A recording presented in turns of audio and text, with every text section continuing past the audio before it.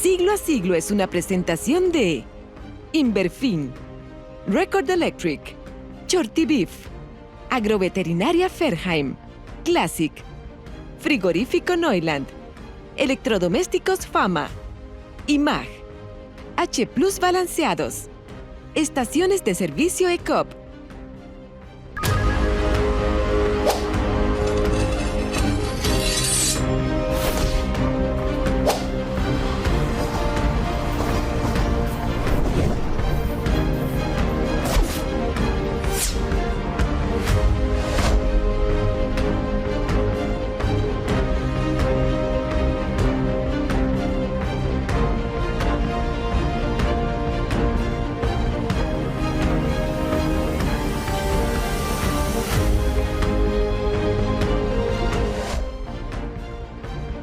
¿Cómo están? Qué gusto saludarlos en otra edición de Siglo a Siglo aquí por RCC, el holding de medios.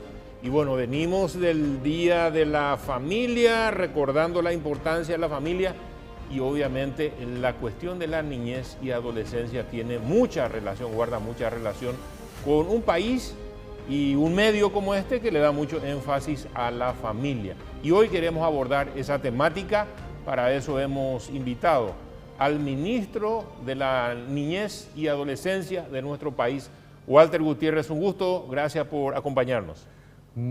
¿Cómo estás, apreciado doctor Arnoldo? Un gusto realmente poder compartir contigo en tu programa, este espacio, y a través tuyo también llegar a toda la teleaudiencia de la RCC. Es muy diferente ser ministro que viceministro eras antes, en el periodo anterior. Tú ya la diferencia. Tú ya estabas con la doctora Teresa, la anterior ministra. Sí, correcto. Teresa Martínez. Sí. Bueno, relatanos un poco de dónde sos. ¿Eres joven? ¿De dónde eres originario, Walter? Bueno, soy un joven con mucha esperanza de que podemos tener cada día un país mejor. Tengo 35 años. ¿Joven? Sí, 35 años. Ahora en julio cumplo 36. Y soy con mucho orgullo oriundo del departamento de Itapúa, de Encarnación, donde hice mis estudios primarios, mis estudios secundarios, para poder venir después a la ciudad de Asunción. Terminé el colegio, terminé la secundaria con 17 años y vine, me mudé solo a Asunción a estudiar en la Facultad de Derecho, en la Facultad de Ciencias Jurídicas y Diplomáticas de la UCA, donde egresé en los 6 años de estudio, en los 6 años de carrera. Culminé y, como siempre me dice mi papá, después volviste con cola, me dice. Le encontré acá a mi compañera de vida, a Noé, y nos casamos un año después que terminé. Nos casamos y casualmente años después, cuando recién nos casamos, me surgió la oportunidad de ingresar como director regional ya en aquel entonces la Secretaría Nacional de Niñez en Itapúa. Ajá. En ese momento se comunica conmigo una persona a quien recuerdo con muchísimo cariño, que era un gran amigo mío de mi familia, el doctor Luis Neitin. Me pide que la acompañe de ahí en ese momento. Y bueno, en ese lapso de terminar la facultad, nos dejamos de estudiar. Hice la especialización en gobernabilidad, gestión pública y gerencia política. Hice la maestría en gestión pública y asuntos públicos y gobernabilidad. Y bueno, también a los 33 años me recibí de doctor en Derecho Público con énfasis en gobernabilidad. Así que nunca dejamos de estudiar, siempre a la par del trabajo. Y bueno, ahora el presidente de la República, Santiago Peña, me confía y me da la oportunidad de llevar adelante la gestión de esta cartera tan importante. Bueno, y dicho sea paso, permanentemente con la primera dama, porque es como que la sensibilidad o el rol de la primera dama de la República es muy afín a tu rol como ministro de la Niñez y Adolescencia, ¿verdad? Sí, así mismo, apreciado Arnoldo, la primera dama tomó como uno de sus principales ejes, eligió 4 ejes, y uno de los principales ejes que tiene para desenvolver también, apoyar las actividades, y realmente quiero destacar, eso nos apoya muchísimo, están en todas las actividades, gerenciando proyectos, teniendo iniciativa también nos acompaña la señora Leticia. Y bueno, niñez y adolescencia es una de sus banderas, y el presidente también realmente está tomando en forma prioritaria la atención a la niñez desde una perspectiva integral, ¿verdad? No solamente de la perspectiva de la protección a la infancia, que nos involucra mucho a nosotros, sino que también nos apoya en grandes proyectos que vamos a estar ejecutando, Dios mediante, en estos años de gestión, que van a marcar como política pública, creemos, un antes y un después también. Bueno, estamos hablando con el ministro de la Niñez y Adolescencia, joven Walter Gutiérrez, y hoy protagonista de un tema tal vez hasta si se quiere polémico para algunas personas, que tiene que ver con el REDAM, que es un nuevo registro.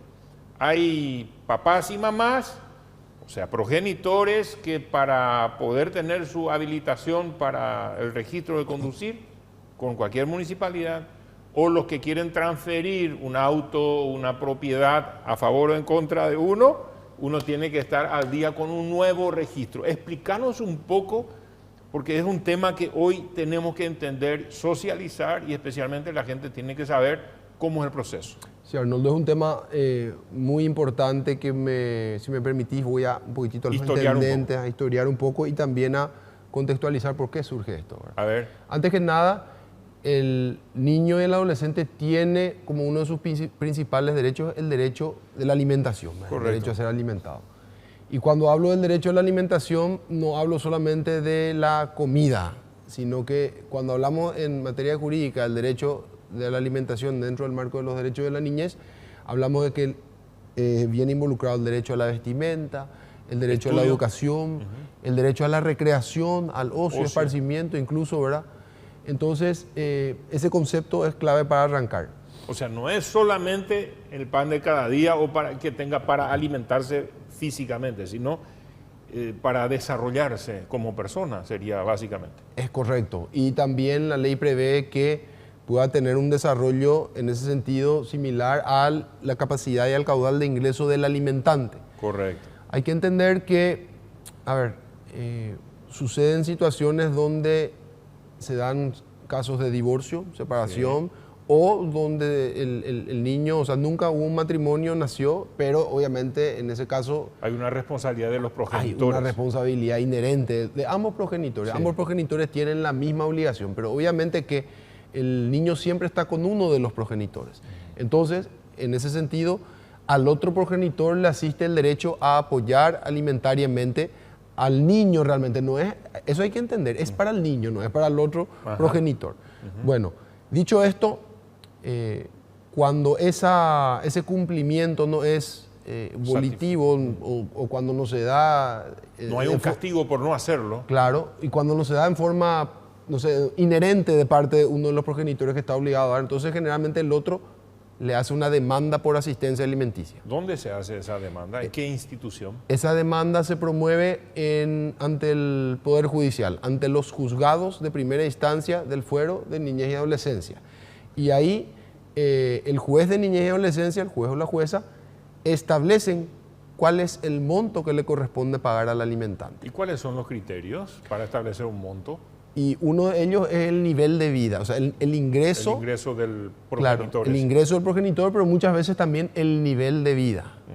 El nivel de vida, porque hay que entender, a veces, no sé, una persona de 25, 26 años trabaja, pero gana un salario mínimo nomás, pero 2 millones, se pasea en 3 millones, camioneta 4x4 y sale de fiesta todas las noches porque los padres Israel le ayudan. Entonces hay que comparar el nivel de vida que maneja el alimentante en términos jurídicos, ¿verdad? Entonces se establece esa sentencia donde se fijan los alimentos. ¿Es el criterio del juez o de la jueza? Va a establecer tanto, tenés que transferirle mensualmente, no sé, a tal cuenta o lo que sea.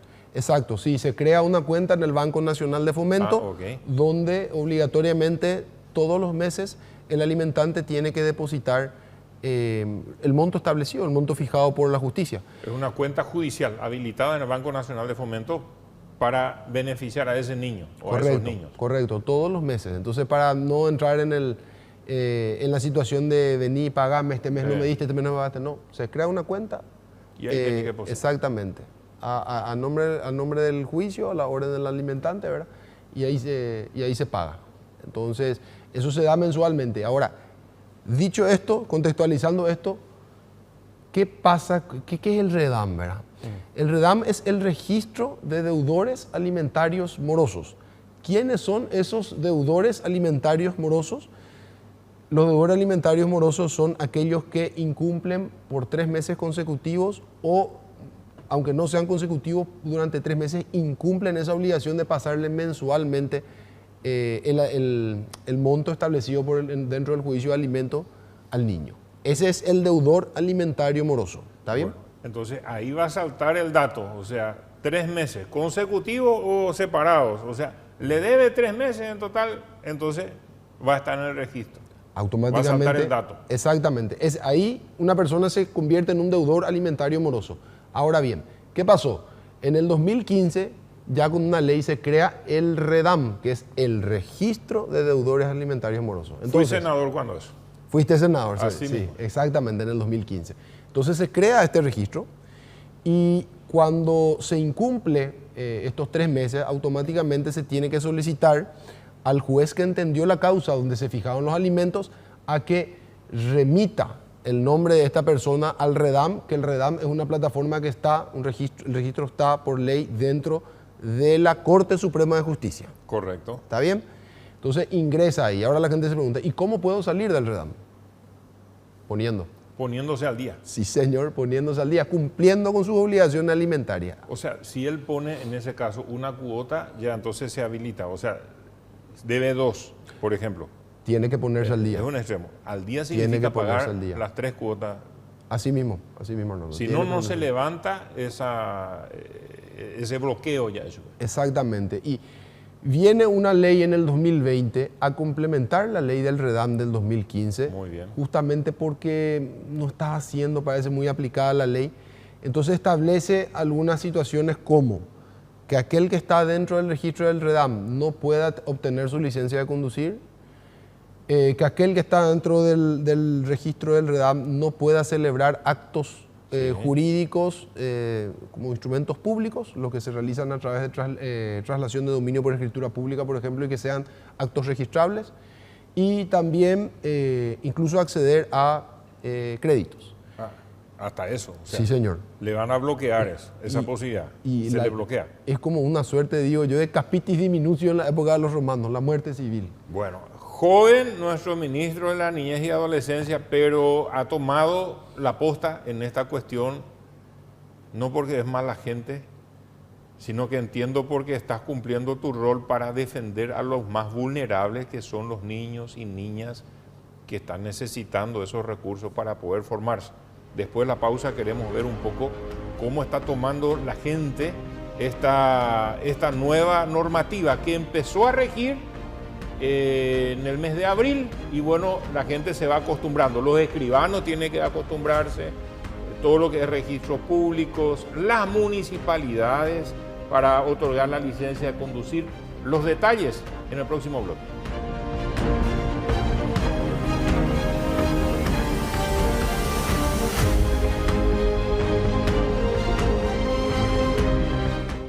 Regresando aquí en Siglo a Siglo por el Holding RCC, compartiendo hoy con el ministro de la Niñez y Adolescencia, el doctor Walter Gutiérrez, al respecto. Ahora estamos hablando del REDAM, Registro de Deudores Morosos, Alimentarios Morosos, REDAM, la sigla, viene de ese concepto que es una ley. Ahora, la ley si no tiene sanciones, la gente dice, no me va a pasar nada si no cumplo. Terminó la joda. Ahora el que no está al día va a tener problemas. Sí, correcto. Ya tiene problemas. Y hay algunos que están un poco pichados ya. Están protestando. Y Sí. bueno, hay que cumplir con la obligación. El Correcto. niño no tiene la culpa. El niño tiene el derecho a recibir, ejercer su derecho alimentario. Y también los padres, en este caso, tienen la obligación y el deber, ¿verdad? Entonces es simplemente dar cumplimiento a la ley. Bueno, ¿y cómo fue que lograste encaminar eso? Porque una cosa, la ley cuando es letra muerta no pasa nada, pero ¿cómo hiciste para darle vida a esa letra de la ley? Bueno, es un punto súper importante Porque eso es gestión. Sí, muchas veces la aplicabilidad de la ley depende de gestión, ¿verdad? De gestión, así como decís, a veces que necesitamos el shackle o el me va a pasar esto como para cumplir. Pues en este caso estaban ya, como hice mención, algunas sanciones que tendrían que recibir los deudores alimentarios morosos, pero no se estaba cumpliendo. Existía una plataforma dentro de la Corte Suprema de Justicia como para consultar si se era o no deudor alimentario moroso. Pero vamos al primer caso. Sí. Ese operador que tiene que expedir, renovar o perforar el registro, no consultaba. ¿Verdad? O sea, era... Miraba a otro lado. Miraba a otro lado, ¿verdad? La fila ya era muy larga, no quería consultar, tenía que cerrar una plataforma, una aplicación, entrar a otra, ya no hacía. Y quedaba sujeto a su elemento volitivo o como a una cuestión de discrecionalidad. ¿Qué hicimos entonces, en primer término? Nos juntamos con la Corte Suprema de Justicia y la OPACI, que con es el ministro... la Organización Paraguaya de Municipalidades. Sí, exactamente. Ahí con el presidente, trabajamos súper bien también, el presidente, el director de la OPACI, y con el ministro Martínez Simón, que es el encargado del área de tecnología de la Corte, y dijimos, bueno, tenemos esta situación, necesitamos que esta ley se cumpla. Claro. Entonces juntamos a nuestro equipo de tecnología y lo que se desarrolló fue una plataforma interoperable. Es decir, hoy la plataforma de la Corte Suprema de Justicia está dentro de la plataforma de los 263 municipalidades de la República del Paraguay. Y automáticamente, si es que no se hace la consulta... No da el siguiente paso. No da el siguiente paso, te bloquea el sistema. O sea, en cada planilla electrónica, en las 263 municipalidades del Paraguay, cuando el funcionario municipal te hace el proceso para habilitar tu registro de conducir, hay un ítem nuevo que entró ahora, que sí o sí hay que completar. Sí. Y para eso tiene que averiguar a ver si figura en el REDAM, ¿verdad? Sí, si no consulta, te bloquea el sistema. No vas a poder tener tu actualización de tu registro. Y si realizas la consulta y estás dentro del REDAM, también te bloquea. Señor, usted vaya a solucionar su problema con el REDAM, o sea, vaya a ponerse al día, en otras palabras, y luego viene acá a ponerse al día. Primero los niños, ponerse al día con ellos, y luego con la municipalidad. Así sería. Exacto, el interés superior del niño ante todo, ¿verdad? Ese es el concepto, esa es la idea. Bueno, ¿y cómo esa plataforma está aplicable en todas las municipalidades? ¿Metieron el software de su planilla de registro? Exacto, o sea, ya no tenés que... Está el software ahí inserto, o sea, es como un paso previo para la expedición del registro. No es que tenés que entrar otra vez en el software de la Corte, otro software, cerrar, no, está ahí. Y está actualizado en forma permanente. ¿Va concadenado con su número de cédula o cómo es el tema? Vos al poner el número de cédula automáticamente te salta si está en el REDAM o no. Por eso hablo de la interoperabilidad del sistema. Hoy Walter Gutiérrez puede entrar al REDAM. Me pongo yo como ejemplo para que nadie no se enoje, ¿verdad? Sí. Y entonces automáticamente a partir de hoy a las 263 municipalidades en su propia página ya le va a saltar que Walter Gutiérrez está en el REDAM. Ok, bueno, vamos y si mañana dejo de estar, mañana a la municipalidad ya no le va a saltar que estoy. Papá y mamá que viven juntos con su hijo, no pasa nada, no está en el REDAM. Bueno, cero preocupación, salvo que haya un error en el sistema y se tecleó mal un número de cédula o algo así. Puede ser, ¿verdad? Puede suceder. Luego, papá abandonó a la mamá y a sus hijos, el progenitor, y tienen un arreglo particú, no sé cómo decirlo. Sí, se puede dar. Un arreglo particú. Yo arreglo con la mamá de mi hijo y le digo, te voy a pasar tanto mensual, al pelo, tranquilo, 0 estrés. ¿No va a aparecer en el REDAM? No va a aparecer en el REDAM. Bueno, pero cuando yo no arreglo con la mamá de mi hijo y ella dice, bueno, no me pasa nada, entonces la mamá va a ir a hacer ante un juez... A promover una demanda de asistencia alimenticia ante un juez de la niñez y la adolescencia. Bueno, y ¿cuesta plata eso, hacer eso, ir ante un juez? No, es gratuito. Es gratis. Se puede, porque estamos hablando mayormente... No paga tasa, por ejemplo. Esa señora, pasa luego necesidad, por eso no más va a hacer, ¿verdad? Pasa necesidad. Si encima tendría que pagar, sería inviable. Sí. No paga luego tasas judiciales y te puedes ir ante un defensor público, al Ministerio de la Defensa Pública, para que te promueva la acción. Bueno, puede ser totalmente gratuito. Es una presentación. Y bueno, ¿y cómo el juez o la jueza debe creer en lo que dice la persona que viene a hacer la denuncia? ¿O hace un chequeo, se cruza información? Bueno, lo primero que se tiene que demostrar es que existe un vínculo de filiación, ¿verdad? Entonces, establecer que sí, evidentemente al demostrar el vínculo de filiación, bueno, existe una obligación. O sea, el papá reconoció al hijo, o sea, como progenitor. Exactamente, pero se dan los casos donde no le reconocen. Y ahí, a eso es lo que quiero ir. ¿Y qué pasa en ese caso? Entonces tiene que hacer una demanda previa de filiación. Para eso se tiene que hacer ADN. Gratuito también, sí, ADN, que hoy ya es también de acceso, ¿público? Fácil acceso y público acá en el Poder Judicial. Y no es tan costoso tampoco. No. Bueno, estamos hablando de la cuestión práctica. ¿Quién no? Porque hoy hay gente preocupada a ver si me toca, si no me toca. Bueno, tratamos de ir definiendo. Separando. Bueno, ¿y qué pasa con, por ejemplo, el progenitor irresponsable que se fue del país? Se fue del país. Está, qué sé yo, tranquilo en Buenos Aires, está en Nueva York, no sé qué. ¿Qué pasa con él? Vos no le podés aplicar la ley paraguaya. O sea, no va a ir a actualizar su registro porque está en otro lado. ¿Cómo le castigás a él si no aporta? A ver, hay otras formas incluso de sanción. O sea, tiene un efecto Arnoldo, internacional. Totalmente, o sea, el derecho y la obligación le persigue en todos lados, ¿verdad? Hay casos donde, por ejemplo, ni siquiera se promovió la demanda de asistencia alimentaria y el progenitor ya está en otro país, igual se le puede demandar, se lo hace obviamente ante tribunales paraguayos y se hace vía exhorto como para que se comunican los juzgados locales competentes como para que se pueda tramitar, ¿verdad? Okay. Ahora, en los casos, te digo esto, en los casos cuando hay una condena, o sea, hay una sentencia que fija alimentos y hay un incumplimiento, no son solamente las sanciones administrativas que están establecidas en el REDAM, hay también una sanción penal. Es un hecho punible el incumplimiento del deber alimentario que te puede llevar preso. Bueno, ahí ya es más grave la cosa. Una cosa es que te bloqueen tu registro, te vas mal manejando ahí sin registro al día, tenés que pagar más multa que lo que va a hacer seguramente tu prestación alimentaria.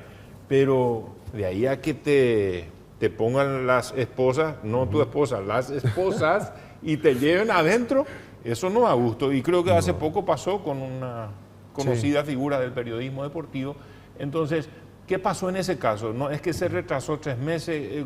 ¿Cuándo llega a ser penal? O sea, se va detenido.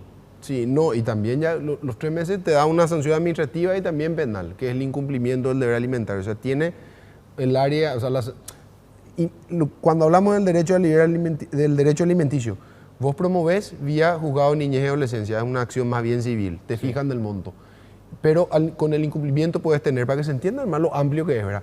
Puedes tener incumplimientos, con el incumplimiento puedes tener sanciones administrativas como las que están establecidas en el REDAM, la que dijimos, y la sanción penal, que está ya hace varios años también establecido, que es el tipo penal, se llama incumplimiento del deber alimentario. Pero para eso tiene que haber, hay que entender también, tiene que haber una sentencia firme y ejecutoriada que haya fijado alimentos y que el alimentante esté incumpliendo. ¿Y se va preso por cuánto tiempo? ¿Depende del monto que debe o qué? No.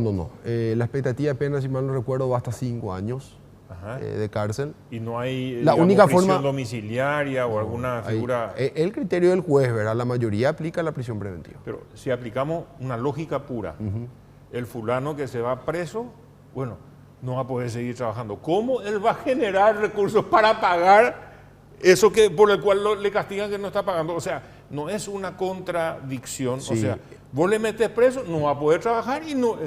olvídate, hule tu prestación alimentaria. ¿Se fue eso entonces? Es el debate que siempre se tiene, realmente. Ahí es un debate que está instalado, pero mira, haciendo un análisis de muchos de los casos, porque se hace desde la justicia, lo hacemos nosotros, el 80% de los casos son gente que puede pagar y no paga. Ajá. ¿Verdad? O sea, se hace embotado y no. La mayoría de los casos es así y es realmente como una medida coercitiva, porque la privación de libertad es la medida coercitiva más extrema que se tiene dentro de la ley.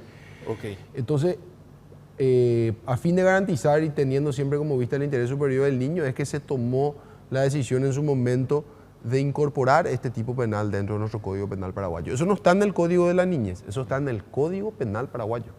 Bueno, y esto nace de la Constitución que precautela el cuidado y el derecho alimentario al niño. Exacto, como uno de los principales derechos. Y algo que te iba a mencionar nomás, porque sé que a la audiencia le va a interesar también saber.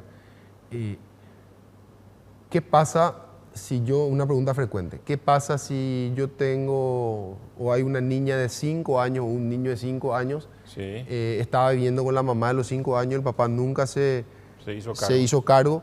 ¿Qué pasa? La retroactividad de la obligación alimentaria.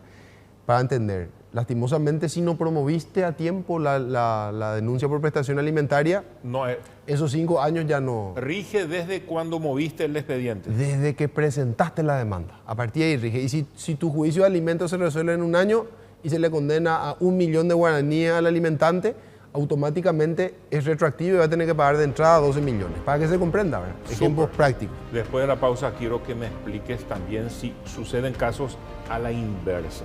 A la inversa en el sentido de que es la mujer la que tiene que pasar una mensualidad. ¿Será posible? ¿Hay casos así? Enseguida vemos.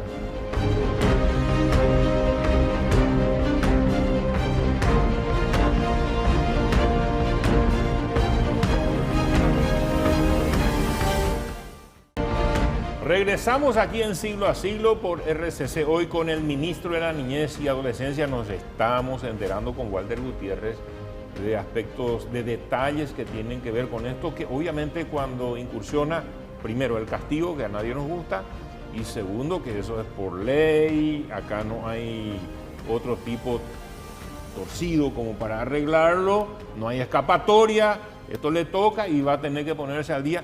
Ahora te pregunté, ¿el REDAM también afecta a madres progenitoras que no están cumpliendo su deber para con su hijo? Mayormente se toma que el hombre es el irresponsable, pero ¿hay otro tipo de escenario? Vos sabés que sí, Arnoldo. Vos sabés que existen casos donde también los padres realizan la demanda de prestación alimentaria, está viviendo con los padres, entonces, por eso digo, en igualdad de condiciones, ambos progenitores tienen la obligación de alimentar al niño. Entonces, si es que está viviendo con el papá, por ejemplo, sí, le corresponde en ese caso a la mamá dar también el apoyo y la asistencia alimentaria. Esa es la ley en igualdad para todos. Solo que lo más frecuente, te diría en un 97%, es el caso de que están viviendo con las madres y obviamente es el padre el que tiene que colaborar con la asistencia alimentaria. Y hay mujeres en el REDAM. ¿Hay mujeres? Hay mujeres en el REDAM. Bueno, ¿ustedes tienen el número total cuántos hay en el REDAM? O sea, ¿tienen algún tipo de estadística? ¿A qué porcentaje de la población afecta eso? Ahora alrededor creo que casi 900. 900 personas. Sí, 900 personas ahora están en el REDAM. Y esto va a ir aumentando. Va a haber un auge de personas que van a ir a presentar su acción. Totalmente. Ante el juez de primera instancia. Y analizamos y esto puede tener dos tipos de respuestas. Primero, que se pongan todos al día, sí, que es el objetivo. O puede ser también de que las acciones se promuevan en mucha mayor medida cuando se tiene la garantía de que realmente la ley se está cumpliendo y se está garantizando el derecho alimentario. Entonces puede haber más confianza, se presenta, claro, y más gente va al REDAM, ¿verdad? Bueno, no sabemos cuál va a ser el comportamiento, vamos a estar viendo. ¿Y qué pasa si el progenitor no tiene un ingreso? No tiene, o sea, está sin laburo, no tiene trabajo. Igual tiene que pasar algo, ¿cómo va a ser? Sí, no lo hagas así. La ley prevé el derecho del niño por sobre todas las cosas. O sea, ella pone cara, no sé cómo. Ella es rebuscada. Ella es rebuscada, ¿verdad? No. Y bueno, ya tuvo, entonces mejor quedarse todos juntos y hacer bien las cosas. Pero esto no solamente, estuvimos hablando del registro, ¿verdad? Pero también esto tiene que ver con el matrimonio. Veo acá, y seguramente vamos a poder instalar en nuestra cámara también. Esto tiene que ver con el matrimonio civil. Esto es algo nuevo también, o sea, vos querés casarte, recasarte en el caso de los que se casan por segunda, tercera nupcia, qué sé yo, y va a aparecer también... Te van a decir que estás en el REDAM. O sea, amigo, públicamente al día con lo de antes de empezar nuevo... En la ley está la obligatoriedad de que el oficial del registro, cuando te va a casar y públicamente frente a todos, frente a tu suegro, tu suegra, toda la familia, todos los invitados, le va a contar a todos que vos estás en el REDAM. No te puedo y que creer. Estás incumpliendo tu deber alimentario con tus hijos. Bueno, andate antes de casarte por civil. Va a ser un ñemotí ese. No, ese ñemotí no hay que pasar. Anda primero a averiguar si está en el REDAM, ¿verdad? Pero eso la gente que tiene, cada uno ni sabe su vida y sabe qué hizo o qué no hizo o en qué condiciones está. Pero a veces no se sabe que la otra persona, tal vez vos arreglaste y tal vez la otra persona después dice, no está cumpliendo y voy a hacerle una acción. Y tú haces si que no sabía. Con sorpresa. Sí, y tú haces si no sabía y tú... No, el famoso futura esposa. Una cosa que el sacerdote, el pastor pregunta es si alguien tiene algo que decir en contra de... En este caso vamos a hablar del juez de lo civil que antes de firmar va a chequear el REDAM a ver si está en orden. Y te va a cantar las 40 ahí frente a todos. Bueno, yo creo que la mayoría de los casos se van a presentar, más que para el recasamiento de algunos, se va a presentar para transferencia de tu auto, porque tienen que firmar ambos, si era matrimonio, ¿verdad? Tienen que firmar ambos para vender Y para comprar también, o sea, se va a chequear antes de una acción con el registro público. Sí, correcto. Hablábamos primero del tema de los registros. Opa, O sea, sí. eso está blindado Municipalidad, ya eso está. cumplido. Check, ¿cómo se dice? No hay, o sea, podés irte a Buenos Aires, qué sé yo, a otro país donde tal vez no esté vigente esta ley, pero acá en Paraguay ni un solo municipio, ni en Tacuatí, ni en Bahía Negra, en ninguna parte no te vas a poder escapar. Ya es imposible. Bueno. Es imposible porque está instalado como una plataforma dentro de cada una de los sistemas de las municipalidades. Segundo punto, ahí hiciste mención, esto es fruto de todo el movimiento que se generó, entonces ya la Dirección del Registro Civil comunica de que todos los oficiales van a cumplir eso, ¿verdad? Ok. Segundo punto. Tercer punto. Tremenda céramo, chequea ahí mí previamente a ver Sí. si no hay algún inconveniente. Anienga, eso es motivo que ver. No, eso no me gusta. Bueno, tercer punto, también ya hace unas semanas se hizo un anuncio del Colegio de Escribanos y de la Dirección General de los Registros Públicos, que depende de la Corte, anunciando de que ellos ya tienen también el software interoperable, ¿verdad? Súper. Y que es un requisito que el escribano informe indefectiblemente en cada una de las transferencias que se van a realizar de vehículo, casa, todo lo que se haga, que se inscriban en los registros públicos, que se informe si es que aquellas personas que van a celebrar el acto jurídico están o no están en el REDAM. O sea que eso también ya está. O sea, si va a vender su lote que tiene por ahí, No va a poder si está en el si REDAM. no está al día Sí, señor. en su cuota de prestación alimentaria, como se Exacto. No va a poder vender su auto. dice. Eso no todo esto no configura algo así como la muerte civil. Y es algo parecido, por eso te hablaba, la capitis diminutio de los romanos. Algo así te inhabilita. ¿Y dónde se inspiraron? O sea, la ley habrá tenido toda su dinámica de debate, legislación comparada. A mí me contaron que en Estados Unidos es parecido. O sea, Sí, en Colombia Estados Unidos, también. en Colombia también. En Colombia también. Hay una figura bastante parecida, solo que el nuestro es más rígido. O sea, somos en este momento, estamos en la mira seguramente de muchos legisladores de otros países también para ver cómo se logra revertir esta situación de incumplimiento, porque de eso se trata. Sí, exactamente. ¿Qué es lo que nosotros queremos? O sea, no queremos venir a presentarnos como queriendo perseguir a nadie, castigarle a nadie, no. El objetivo principal siempre es garantizar los derechos de los niños para nosotros, ¿verdad? Y uno de los derechos clave fundamentales es el derecho alimentario. Entonces, más que venir y presentarnos como, no sé, agentes punitivos o que proponemos la punición de ese hecho, lo que queremos realmente es que todos tomemos conciencia, nos sensibilicemos, padres, madres, y efectivamente cumplamos con el derecho alimentario. Porque te voy a dar un dato. Hoy la demanda que más entrada tiene dentro del Poder Judicial en el año 2023 es la demanda de asistencia alimentaria.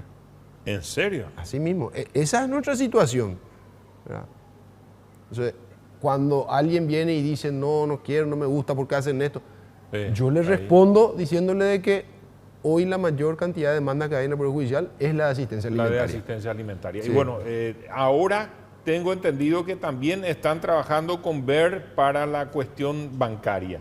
Es cierto que se llegaría inclusive a que no pueda hacer ninguna transacción, no sé, desde su cuenta bancaria, no puede tomar un préstamo.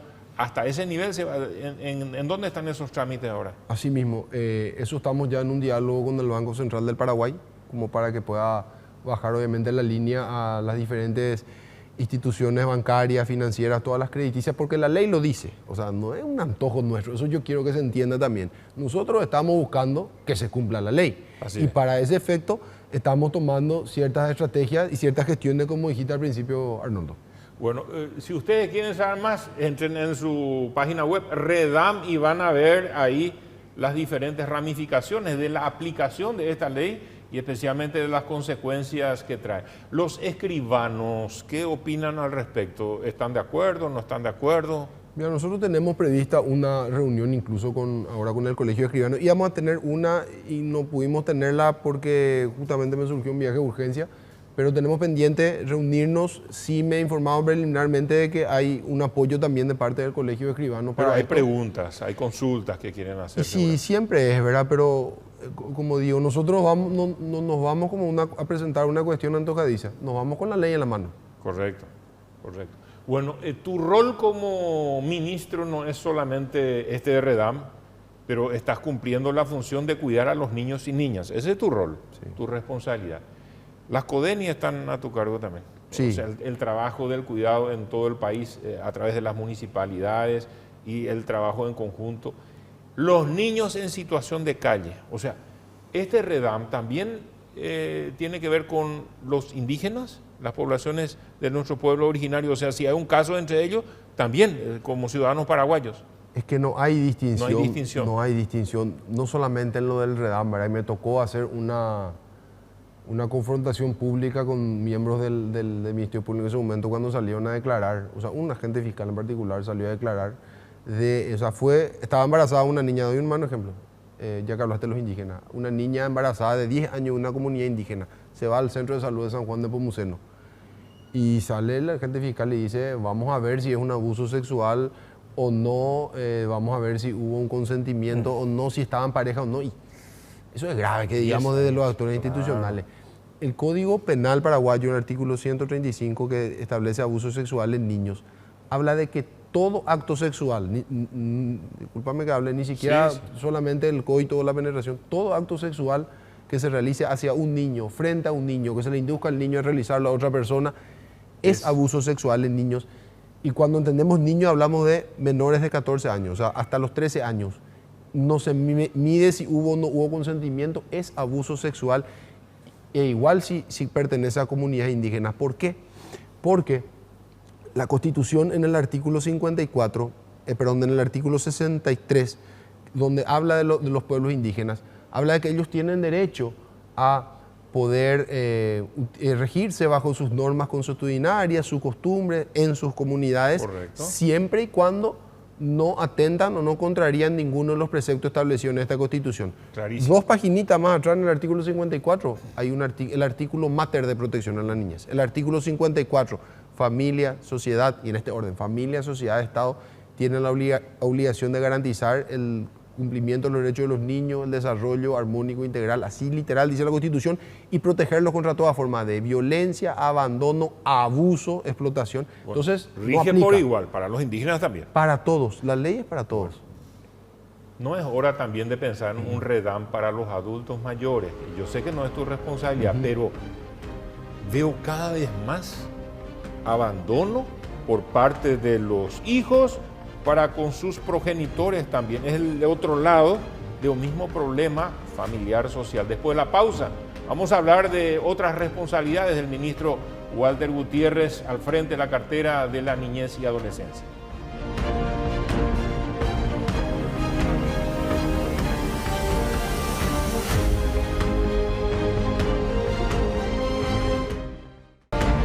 Estamos regresando aquí en Siglo a Siglo, último bloque con el ministro Walter Gutiérrez de la niñez y adolescencia.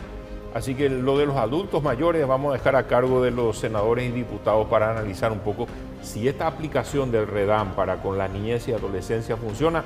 Se puede hacer un símil también para aquellos que están en el ocaso de la vida y que muchas veces los hijos, las hijas los abandonan. Y es otro drama en nuestra sociedad. Pero hablemos de los niños en situación de vulnerabilidad extrema, ministro, que son los que están en situación de calle. Seguimos viendo lamentablemente en muchas esquinas, en los semáforos, niños que están siendo utilizados para poder recolectar algún ingreso por parte de algunas personas. ¿Cómo están manejando esa situación? Es el tema que más preocupa porque es lo que más se ve. Se ve lo que está afuera. Es lo que todos los días de repente le entran los ojos a la gente. Y es comprensible. Mira, tomamos ciertas acciones, Arnoldo, desde el 15 de agosto, ¿verdad? Con los mismos recursos, como vengo contando, hemos triplicado, con los mismos recursos, con el mismo presupuesto, triplicamos la cantidad de educadores que están trabajando en calle, dentro de lo que es el dispositivo de respuesta inmediata de atención en calle, y hemos convertido a ese dispositivo en un dispositivo 24 horas al día, 7 días a la semana. Eso sí a nivel interno. ¿Y qué hacen estos educadores? ¿Qué hacen estos promotores que están en calle? Están abordando en forma constante y hemos trabajado para que tengan porque te voy a hablar del número, ¿verdad? Hemos trabajado para que tengan una plataforma, ¿verdad? Donde ahí cargan los nombres, apellidos del niño que es abordado, el lugar donde está siendo abordado, es decir, el foco le decimos nosotros, tira con ubicación georreferenciada quiénes son sus padres, qué están haciendo ahí, cuántas veces se le abordó, accedió o no accedió a algún servicio donde se le ofreció. Todos los datos, tiene derivación judicial o no, está escolarizado o no, cuál es su situación de salud. Ese trabajo hacen los educadores de calle. Correcto. Triplicamos, como dije, 24/7 y hemos establecido también una mesa de trabajo que fue muy fructífera con el Ministerio de la Defensa Pública, con el Ministerio Público y con las CODENIS. ¿Por qué con las CODENIS? Porque las CODENIS son realmente, o sea, las municipalidades según el Código de Niñez y Adolescencia y la ley orgánica, su propia ley orgánica municipal, aquellas instancias encargadas de proveer este tipo de servicios alternativos a la calle, tener la CODENIS fortalecida, que hagan los abordajes en calle. No obstante, nosotros lo estamos haciendo, ¿verdad? Con todo el esfuerzo institucional y como una prioridad la atención directa y lo misional. Y ahora te doy hemos establecido, para cerrar esa parte, hemos establecido una mesa de trabajo. ¿Y con el INDI también? Y con el INDI estamos trabajando, también. Con el INDI también. Habrás visto el abordaje, la intervención realmente que hicimos en la estación de buses a fin de año en la terminal. Correcto. 160 niños protegidos. Encontraron cuestiones terribles, y estamos proyectando otras más para las próximas semanas en otros lugares claves también. Y ahí agradezco el apoyo del Ministerio del Interior. Es un trabajo en equipo esto. Claro. El Ministerio del Interior, el INDI, la Defensoría, las CODENI, la Fiscalía, clave, ¿verdad? Bueno, entonces nos sentamos y le dijimos a estas instituciones, bueno, estos son los casos que nosotros tenemos como casos crónicos, que fueron abordados ya en calle 5, 6, 7 veces o más. Y ahí hicimos un análisis, ¿ya se derivó a la justicia o no se derivó el caso? Y si se derivó, bueno, hagamos un seguimiento más puntual a estos casos puntualmente, ¿verdad? Y si no se derivó, la instrucción fue deriven. Claro. Deriven. ¿Por qué? Porque el Ministerio de la Niñez no puede agarrar y hacer un arreo y sacarle la fuerza a los niños, no es su rol, no es su competencia. Eso tiene que hacerlo la justicia mediante una resolución judicial, una medida de protección o incluso una resolución del defensor a través de una medida de protección. Entonces hicimos ese ejercicio y no lo cuento con orgullo, también siempre menciona esto, no lo cuento con orgullo, pero en estos meses como unos 130 niños fueron separados de su familia que estaban en calle. Separados porque finalmente, definitivamente la familia... No, lastimosamente no hubo caso. Bueno, entonces, ¿qué pasa? ¿Se los incorpora en una institución de parte del Estado, en un albergue? ¿Cuál es la dinámica? ¿A dónde va ese niño? Sí, ahí la idea justamente es que pueda estar siempre, desarrollarse dentro de un entorno familiar, que es un tema que te quiero tocar antes de que terminemos el programa cortito ahora. Sí. Pero tiene que ir o a un miembro de la familia ampliada, o a una familia acogedora, o a uno de los hogares que tenemos en el ministerio, o a un hogar de gestión privada. ¿Verdad? Son protegidos. Entonces, y eso te voy a explicar ahora en breve. Retomando, ¿verdad? Se tomaron las medidas, pero también de esas cifras que nosotros estuvimos analizando, te puedo hablar con números. En estos meses de gestión, alrededor de 1.100 niños fueron abordados por nuestros equipos del dispositivo de calle. 1.100 en Asunción, área metropolitana, departamento central. También. Departamento central, sí, también. Pero no Encarnación, Oviedo, Ciudad del Es Este. muy reducido lo de Encarnación. Ciudad del Este no tiene mucho tampoco y estamos trabajando en la instalación del equipo de calle, que eso te iba a mencionar también. Cuando hablo de calle trato de hablar en forma general un poco de todos estos temas, porque no es una respuesta en más lo que se tiene que dar, es un abordaje complejísimo. Porque que el niño esté en calle es la punta del iceberg. Claro. Muchas veces está por una situación ya de desprotección social que ni nuestro ministerio ni la CODENI a lo mejor no va a poder solucionar. Entiendo. ¿Verdad? Entonces hicimos ese trabajo, se ordenó, se organizó y te puedo hablar con números de que 9 de cada 10 niños están acompañados de sus padres, los que uno los visibiliza en calle. Los que están ahí. 9 de ahí, 10. O está cerquita el papá, o está en una esquinita. 9 de cada 10 no están solos. Le están cuidando. Exacto. Obligando a hacer eso. Y recaudan alrededor de 150.000 por día. Entonces no hay programa social del Estado que le compense. Mira, 150.000 por día, más o menos. Por niño. Entonces, ya está bien. Ahí vamos a la señora, al señor que nos escucha. ¿Es correcto que meta la mano en el bolsillo de la billetera y le dé algo? La lucha, mucha gente es, ¿hago bien o hago mal al ayudarle? Pobrecito a esta criatura, ¿ve? Y ahí se yaranga. Arnoldo, hacemos mal. Los paraguayos somos gente empática, yo sé que somos gente solidaria. ¿Y qué pero yo que les hacer? hablo con propiedad. La mayoría de esos niños que están ahí en algún momento estuvieron en algún programa social o incluso son beneficiarios, por ejemplo, del programa Abrazo, pero no quieren ni dejarle a los niños en el centro y le quieren llevar ahí porque van a ganar más. Y eso ya no es trabajo infantil, Arnoldo. Eso es explotación laboral infantil. Yo suelo llevar algo de alimento, comida, no perecedera, y le doy a ellos. Y lo que más he visto, cuando le das a uno de estos niños en situación de calle, lo primero que hacen ellos son solidarios con sus hermanitos o los demás criaturas que están, reparten. Pero yo le doy no dinero, le doy comida. Haces bien. Haces bien, coste que incluso nosotros tenemos centros instalados como para poder recibirla a ellos, mientras sus padres, si quieren trabajar en la calle o quieren trabajar en otro lugar, lo pueden hacer. Sí, pero los niños deberían estar Los niños fuera de la no calle. pueden estar en la calle, no pueden estar. Son situaciones riesgosas, muchos de ellos no están escolarizados por estar ahí. Entonces, en los casos más graves ya se intervinieron, se les separó y tienen otra medida de protección. Y 7 de cada 10 son indígenas. Y ese es un problema mucho más complejo. 9 de cada 10 papá o mamá están cerca. Y 7 de cada 10 son de comunidades indígenas. Son de comunidades indígenas que te vienen de Caguazú, de Canindeyú, que no con las tienen nada comunidades indígenas cerca. urbanizadas. Exacto. Entonces ahí estamos trabajando en hacer un plan. Habrás escuchado lo del plan SUMAR, que es de acción contra las drogas. Correcto. Un plan que vinculó a 22 instituciones, hay acciones estratégicas, instituciones responsables, ya hay un presupuesto, porque podemos hacer lindos planes, pero no tiene plata y no sirve para nada. Bueno, y se construyen hogares, albergues transitorios. ¿Quién es responsable para hacer eso? Bien, ahí quiero entrar en algo que también vamos a presentar. Yo lo veo como algo muy positivo. Fue una decisión política y también nos ayudaron del gobierno y también nos ayudaron en el Parlamento. Y ahí quiero destacar que hubo una empatía, una sensibilidad de todos los sectores, ¿verdad? Tenemos la Ley 6486/2020, que salió en el año 2020, que es la Ley de Derecho a Vivir en Familia, Cuidados Alternativos y Adopciones. Tiene 3 pilares. Primero, fortalecer a la familia en su rol protector y que no se dé la separación de la familia. Cuidar la familia. La familia. Eso es algo que nosotros tenemos dentro de nuestro plan estratégico. Eso no es solamente un mensaje de una campaña política, es un mensaje de la gestión en función de gobierno, cuidar la familia. Es lo prioritario, desde todas las áreas, es transversal. Cuidar la familia y no vas a tener todos estos problemas del registro de deudores morosos, nada de eso, o sea, te enfocas en eso. Y creo que es algo que, mira, no estamos hablando de política, pero es algo que caracteriza a nuestro partido, al partido de gobierno que es el Partido Colorado, ¿verdad? De la diferente que tiene. Entonces lo primero, cuidar la familia. Sí.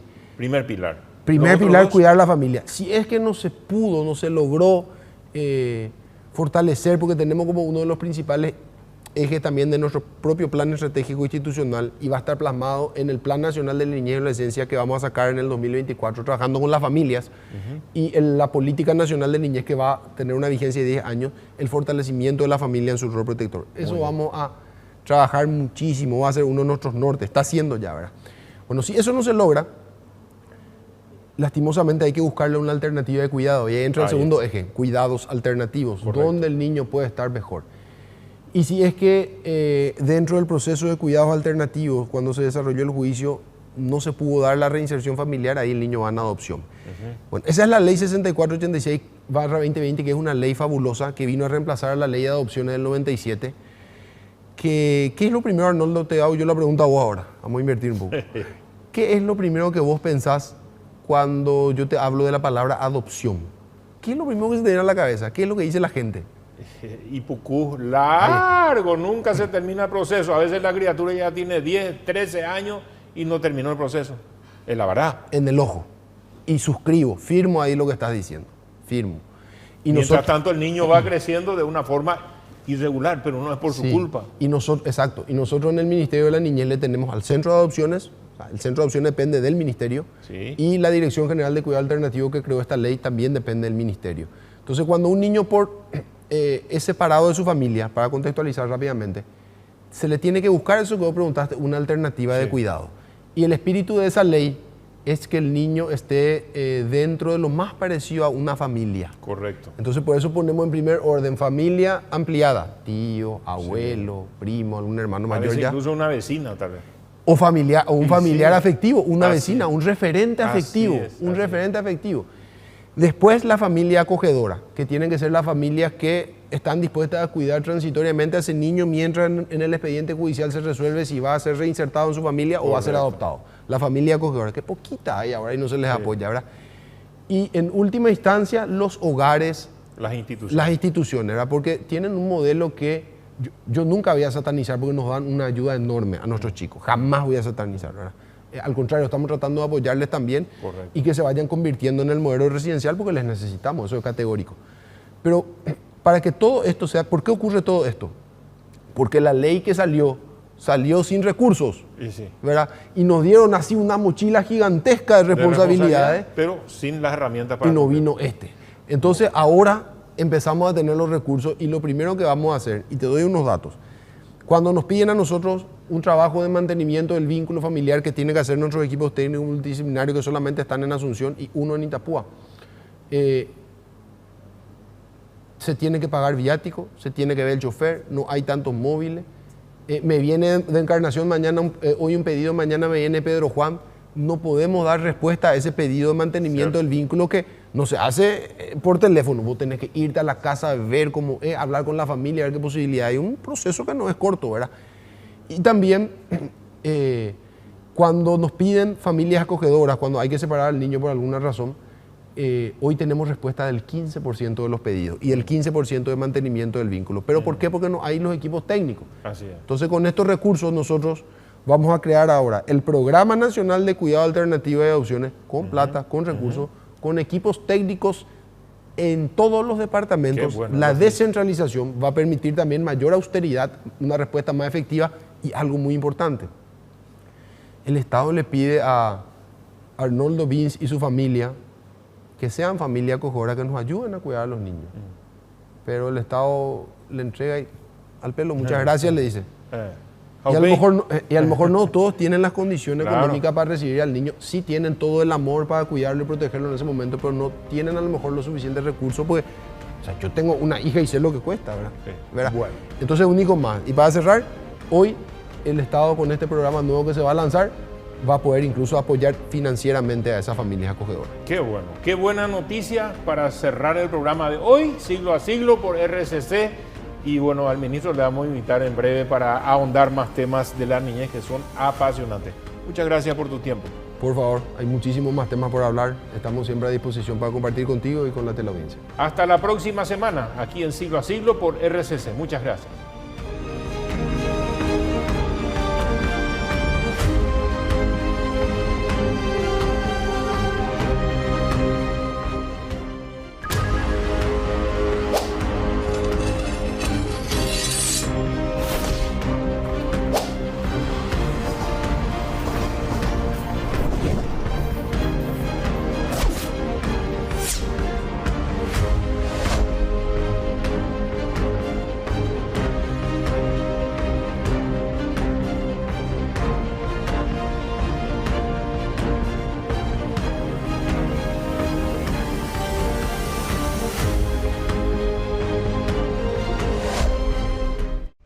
Siglo a Siglo fue una presentación de Inverfin, Record Electric, Shorty Beef, Agroveterinaria Ferheim, Classic, Frigorífico Neuland, Electrodomésticos Fama, IMAG, H Plus Balanceados, Estaciones de Servicio ECOP,